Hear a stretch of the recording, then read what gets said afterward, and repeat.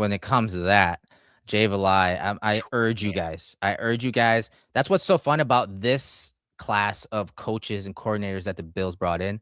There's a ton of content out there that you can learn from them, directly from them, with the coaches clinics that they have gone on. And that's one thing I talked about on Turf to Tape.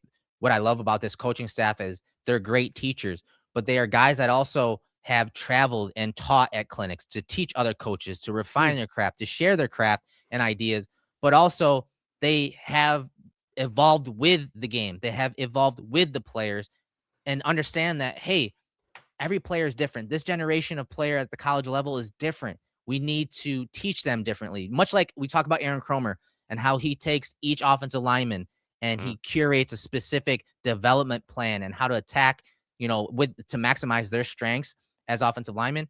These coaches do the same thing. They curate how to properly teach these things, and the systems and processes they have in place are detailed. And so we're going to highlight a couple of those when it comes to Jay Valai. Again, a really intense guy, but a guy you can watch several of his clinics on YouTube and on the internet if you just search his name. And so I brought a couple clips here that I found interesting. We'll talk about the scheme and his individual teachings, but it's just some fun stuff. And so I got a couple clips here. Let's play them, and then I have a couple clips of film to kind of highlight the Bills doing some of these things as well.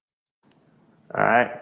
Keys, inside release. I've told those guys, key the near hip, key the near hip, key the near hip, key the near hip. Outside release, key the torso. The only reason we say the torso is why the torso lines up is between the hip and the shoulder. All right. If you're running downfield and that torso is back up, it's back shoulder. Anything else, you're still seeing the hip when it settles. The torso is everything on the outside release. All right. Typewriter footwork, we talked about that, and create turbulence. Educated feet, registered hands. All right. We must destroy the receiver's equilibrium by disrupting the rhythm of his release. Every single time. Disrupt the rhythm of the release. Disrupt the rhythm of the release. Outside release, key the torso. Inside release, key the near hip. Details, man. I loved when I watched this. I said, man, key the torso. Because for so many years, just as, a college player or even at the high school level, it was like, hey, when you're covering, you're going to watch the eyes when the eyes, open up, or the ear hole. There's like so many different ways over the years to kind of teach when that ball's dropping in and where to get your eyes. I love that coaching point of keying in the torso. It makes so much sense. And again, look at the visuals that he uses, the repetition in his voice. How many times did he say, when they're inside release, key the near hip, key the near hip, key, like it's repetition, it's visuals. And again, it's his teaching style and his way he communicates. It's concise, it's clear, it's to the point. He trims all the fat and he gives you what he wants from you, with visuals, but also with, how he communicates it. Yeah, and how he communicates is so important. Like, even just the verbiage. Like, I love, destroy the wide receiver's equilibrium by disrupting the rhythm of his release. Like, you're just like, oh, yeah, there's create turbulence, as you mentioned in our intro. I love the first clinic I watched on him was on, block deconstruction and leveraging the football and taking the football away. And I was like, oh, man, I got, a DB's coach who's all about, bad intentions and violence and leverage and, how to attack the ball and blow up blockers. I was like, oh, that's great. And then you get that on top of this type of detail in the actual coverage aspects of being a DB, right? So it's not just like, yeah, go be a hammer and beat the hell out of guys. It's like, do that, but also here's the points you're watching when you are covering in a route. This is what you do on an outside release. This is what you do on an inside release. This is how your feet should match your hands. This is what you're doing. And his drills all reflect that. And that's something great that his clinics really establish. I came away extremely impressed with everything about him, almost to the point where because one of the, I guess this is very down the road, or maybe not, big picture. But with Leonard, I was like, man, Leonard's sweet. Like, how long do the Bills have him as DC and who takes over? I came away watching Jay Valai and I was like, this guy could be the next defensive coordinator. Yep. He's next man up when that happens. Yes, exactly. And he's co-defensive coordinator at Oklahoma the past 3 years, in addition to being the corners coach. But yeah, I came away just his presence and his ability to get his message across, combined with what he teaches. Yeah, I was like, suit me up right now. I'm ready to go run through somebody. Exactly. Run through a wall for this guy. Yeah. So again, here's another example from one of his clinics where he talks about zone turning to man. And we always say that, even under McDermott, all zone turns to man, especially if you're talking quarters, zone turns the man. But it's a little different. I talked about it at the beginning of how the scheme of McDermott was to, again, minimize those explosive plays. And that is true with Valai and Jim Leonard. That's absolutely true. But as you'll see here, it goes beyond everybody working together to do that. He also wants the individual players, it's based on what coverage they're calling, to do that, to create turbulence, to, again, take away airspace, which is what we've wanted for years now. So watch, again, the visuals, how he explains it, like just the little things about this, breaking down the theory and what and Swig Bifty says. Got to give him props for the design here. The block letters, the Jaguar goes hard, dude. I love it. I love it too. Again, you got to remember the target audience, right? Yeah. Whether it's high schoolers, whether it's, because again, these are clinics that he's got high school coaches there, he's got players there, he's got college coaches and college players, and so these are all things that play into it. And you again, have to know how to engage your audience. How do you get them to pay attention? How do you Yes. get them to digest the information? Like this, it may seem small, but this is all part of it to get them engaged, to be able to digest what they're being taught. And so I want you to pay attention to what he says here, along with the film and different visuals about zone turning the man. Just listen to the coaching points when, he trims that fat. He gives you shorthand on how to properly, if you're on the field and you're in cover 3, as you'll see here, and it turns in the man because the number 2 receiver deletes himself or goes across the middle and doesn't become your responsibility, and it turns the man. He's got these shorthand ways, 2 to Q or 2 to 1. So that when you're on the field, you can literally check it off, and it makes it so much easier. And again, the repetition that he puts into these, these clinics and how he teaches, I can only imagine how he is in positional meetings. It's going to be fun stuff to hear about. So listen to this little clip here. It's about 30 seconds. All right, so this happens here. 2nd and 19, pass concept down. QB drops back, 2 deletes. I got to squeeze one right now. All right, so right here at the bottom. So we're working down here. All right, cover 3. We're playing. We're in a third right here. 2 deletes. 2 deletes means, hey, 2's going across the middle. He doesn't have to worry about, because like when we normal cover 3, especially a spot drop, well, if that guy goes away, usually this guy is just going to be dropping to his third, right?